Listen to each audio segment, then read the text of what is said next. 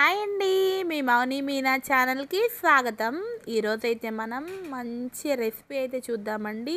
అది కూడా చూస్తున్నారు కదా, ఎంతో ఫ్లఫీగా ఉండి చాక్లెట్ కేక్ అన్నమాట. ఈ చాక్లెట్ కేక్ కోసం మనం ఎటువంటి మౌల్డ్స్ కానీ, ఎటువంటి బీటర్స్ కానీ, ఎటువంటి స్పాచులాస్ కానీ ఏమీ అవసరం లేదండి. ఒక్క మిక్సీ జార్తో చూస్తున్నారు కదా ఎంత స్పంజిగా ఉండి చాక్లెట్ కేక్ అయితే చూద్దాం. నార్మల్ కేక్ కూడా ఇదే ప్రాసెస్లో అయితే మనం చేసుకోవచ్చండి. చాక్లెట్ కేక్ చేయాలని రూల్ అయితే ఏం లేదు.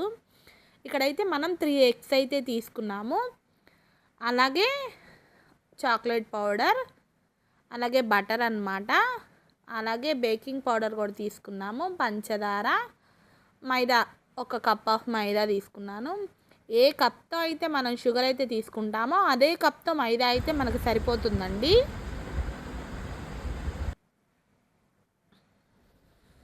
ఒక మిక్సీ జార్లో అయితే మనం 1 కప్ ఆఫ్ షుగర్ వేసుకొని పౌడర్ పట్టేసుకోవాలి. దీంట్లోనే ఒక 3 ఎగ్స్ అయితే మనం పగలగొట్టుకొని వేసుకుందామండి. అది కూడా చక్కగా మెల్ట్ అయితే అయిపోతుంది.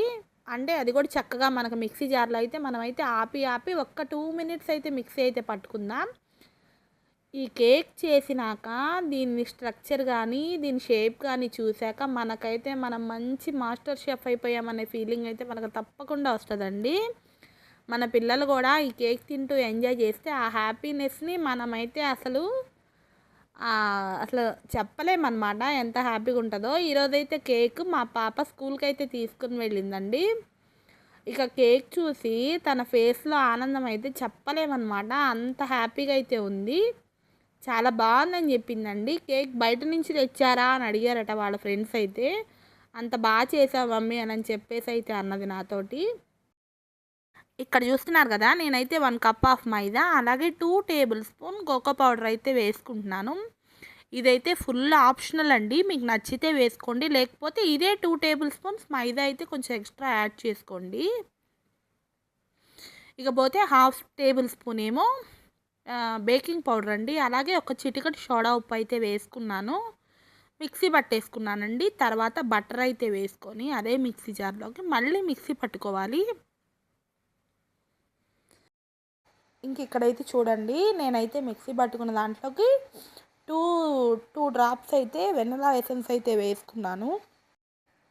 ఇక్కడైతే నేను బటర్ పేపర్ని ఆ కేక్ మౌల్డ్లో వేసుకోవడానికి అయితే కుస్కీలు అయితే పడుతున్నానండి. మీరు కూడా కేక్ మౌల్డ్లో బటర్ పేపర్ అయితే వేసుకోండి.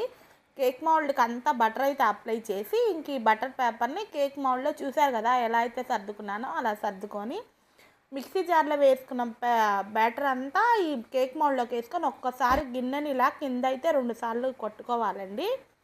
ఇక అయితే ఒక ఇడ్లీ పాత్ర అయితే దాంట్లో ఇడ్లీ పాత్రలో సాల్ట్ అయితే వేసుకొని దాంట్లో ఒక ప్లేట్ అయితే పెట్టుకున్నాను నేను. ఇక ప్లేట్ పెట్టేసుకొని డైరెక్ట్గా ఆ ప్లేట్ పైన ఈ కేక్ మౌల్డ్ అయితే పెట్టుకొని మూత అయితే పెట్టుకున్నానండి. ఒక్క 15 మినిట్స్ లో ఫ్లేమ్లో అయితే మనమైతే కుక్ చేసుకోవాలి దీన్ని. తర్వాత చూశారు కదా ఎంత స్పంజిగా అయితే పొంగిందో. ఇక్కడైతే ఒకసారి చూసినప్పుడైతే నాకు కొంచెం చాక్ అయితే అంటిందండి. ఇక రెండోసారి నేను తీసాక అసలు ఏం అంటలేదన్నమాట. సూపర్ ఫ్లఫీగా అయితే వచ్చింది. ఇక కేక్ని అయితే నేను వేడి కూడా శాంతంగా చల్లారిపోలేదండి. నేనైతే కేక్ని మౌల్డ్లో నుంచి అయితే తీసేసాను. ఇక్కడ చూస్తున్నారు కదా, బ్యాక్ సైడ్ అయితే తిప్పేసి బటర్ పేపర్ అయితే ఎంత త్వరగా అయితే వచ్చేసిందో.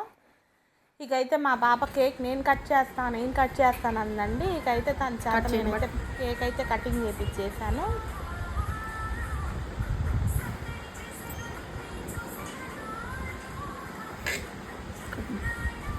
కేక్ కట్ చేసేటప్పుడు ఉన్నంత హ్యాపీ తినేటప్పుడు కూడా ఇంత బాగా కుదిరిందా అని అయితే నాకైతే అనిపిస్తుందండి. అబ్బా ఎంత బాగా అయితే ఉందండి, ఎంత ఫ్లఫీగా అయితే ఉంది.